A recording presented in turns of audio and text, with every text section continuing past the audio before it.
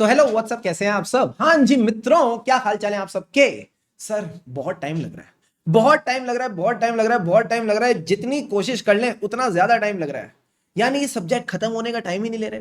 हमको तो लग रहा था जब हम अकाउंट्स उठाएंगे तो ये तो फटाफट निपट जाएगा, 10-15 दिन में निपट जाएगा, बट सर ये खत्म होने का टाइम ही नहीं ले रहा।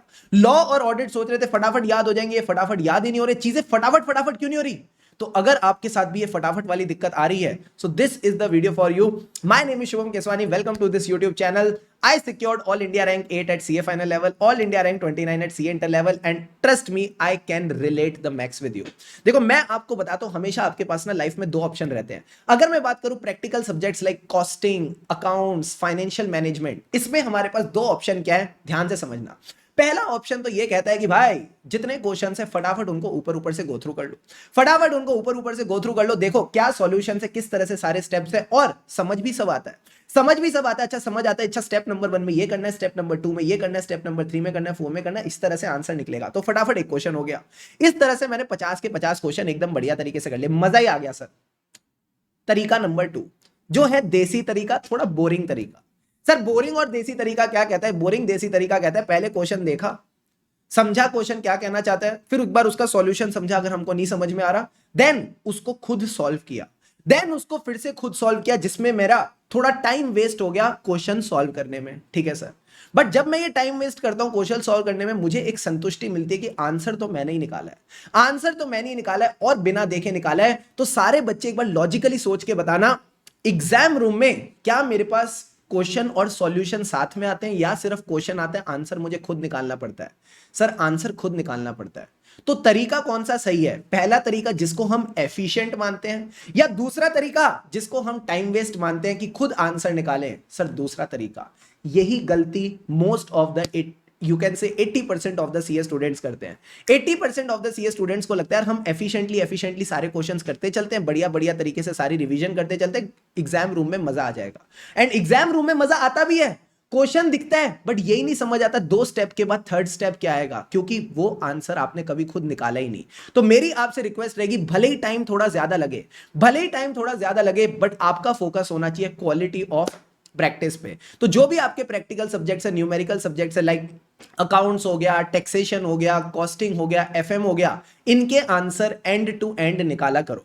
एक बार कम से कम आपको सारे के सारे क्वेश्चंस की हैंड प्रैक्टिस करनी चाहिए, ताकि आप इफेक्टिवली अपनी नेक्स्ट रिवीजन के पास जा सको। और मैं बताऊं ना, जब आप सारे क्वेश्चंस की प्रैक्टिस करते हो, आपको कॉन्फिडेंस भी सबसे ज्यादा आता है, एंड सब्सिक्वेंट रिवीजन में आपको आसानी भी होती है। ऐसा किसी भले इंसान ने कहा था, the harder you work in your first revision, the harder you work in your first revision, more comfortable are your subsequent revision। तो ये चीज आपने देख के चलनी है कि अपनी जो भी आपकी अभी रिवीजन चल रही है उसमें आप जितनी बढ़िया मेहनत करोगे उतना कंफर्ट आपको आपकी सब्सिक्वेंट रिवीजन में मिलेगा। अब बात करते हैं सर ऑडिट और लॉ की। हाँ सर, ऑडिट और लॉ के बारे में बताओ।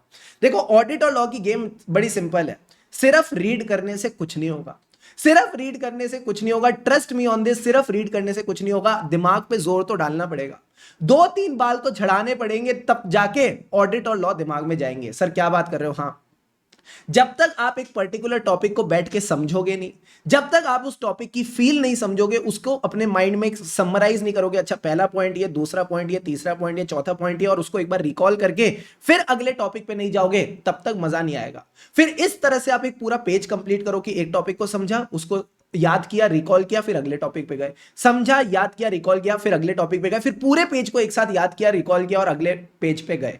जब तक आप ये मेहनत नहीं करोगे ना, ट्रस्ट मी, मजा नहीं आने वाला। सर इसमें तो टाइम लगेगा, मुझे एक बात बताओ, टाइम लगाने में दिक्कत क्या है?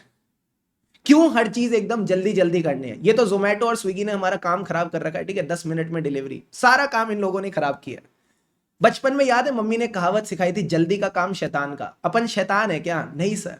सो जस्ट बी काम, कंफर्टेबल। मेरे साथ भी यही दिक्कत होती थी, मुझे भी यही फ्रस्ट्रेशन होती थी, यार ये फटाफट क्यों नहीं हो रही चीजें।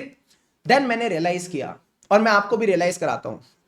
सोचना जरा, क्या मैं एक्सपेक्ट कर सकता हूं कि मैं उसको एक प्यार भरा मैसेज भेजूं और अगले ही दिन हमारी शादी हो जाए? सर ये कैसी बातें कर रहे हो आप? मैंने कहा जवाब दो। क्या मैं ये एक्सपेक्ट कर सकता हूं मैं उसको एक प्यार भरा मैसेज भेजूं, एक ही मैसेज भेजूंगा और उसको बता भी दूंगा कि हाँ है मामला पूरा सेट, और अगले दिन हमारी शादी हो जाए? ऐसा हो सकता है क्या? Answer is no. भाई साहब चीजों को टाइम देना पड़ता है। जब आप चीजों को टाइम देते हो तभी रिलेशन स्ट्रॉन्गर होती है, तभी you get the returns. Same thing goes with your studies. जब तक आप सब्जेक्ट को टाइम नहीं दोगे तब तक आपकी और उस सब्जेक्ट की रिलेशन अच्छी नहीं बनेगी और फिर आपको रिटर्न्स नहीं मिलेंगे, यहां पे returns in the form of marks. तो दोस्त ये बात तो आपको समझनी पड़ेगी। The more time you give to a subject, more comfortable you get with it. और ये बात आप जितना जल्दी समझ जाओगे ना, उतना आपके लिए भला, उतना आपके भले के लिए अच्छी बात रहेगी। है you are getting the point और नॉट? Yes sir. तो जो आपके मन में टेंशन चल रही है ना, चीजें फटाफट क्यों नहीं हो रही, चीजों को आराम से करो। जितना चीजों को अच्छे से करोगे, क्वालिटी से करोगे, उतना मजा आपको सब्सिक्वेंट रिवीजन्स में आएगा, उतना आप अच्छा फील करोगे in the future. Because next revision में आपकी जगह कोई और इस सब्जेक्ट को नहीं उठाएगा, आप ही को उठाना है। तो जितना अच्छे से, जितना कहते हैं ना, किसी मतलब अपने आप से तो कभी भी झूठ नहीं बोलना चाहिए, अपने आप से तो हमेशा लॉयल रहना चाहिए। तो आप अपने आप से सवाल पूछा करो, did I give my 100% in this revision? क्या मैंने इस सब्जेक्ट को एकदम अच्छे से किया ताकि मैं अगली बार इस सब्जेक्ट को उठा सकूं? अगर हाँ, तो फिर मजा आ रहा है दोस्त, तो फिर मजा आ रहा है। अपने एफर्ट्स में कंजूसी नहीं करनी, अपने एफर्ट्स में कामचोरी नहीं करनी। एंड ट्रस्ट मी, अगर आप अपने एफर्ट्स में जी जान लगा दोगे ना, ऊपर वाला फिर जी जान लगा देता है आपके रिजल्ट्स को बेहतर बनाने में। सो मेरी आपसे बस एक ही रिक्वेस्ट है, अपना साथ बनाए रखो। हमको इस जीवन में पता है, किसी और से पहले ना अपना साथ देने की जरूरत है। हम कई बार बोलते हैं ये मेरा साथ नहीं देता, वो मेरा साथ नहीं देती। अरे यार, पहले आप बताओ, आप अपना साथ दे रहे हो? आप अपने आप को टाइम दे रहे हो? आप अपने लिए टाइम निकाल रहे हो? That is what matters. So ज्यादा घबराना नहीं है।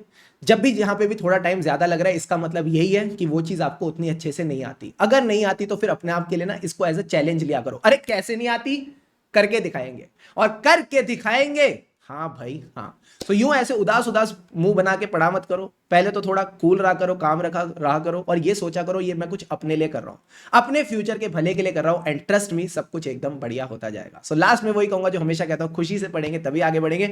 वीडियो अच्छी लगी हो तो do give it a like, ताकि बाकी सी स्टूडेंट्स तक भी पहुंच सके, एंड वो भी एकदम बढ़िया तरीके से पढ़कर अपना और अपने मम्मी पापा का नाम रोशन कर सके।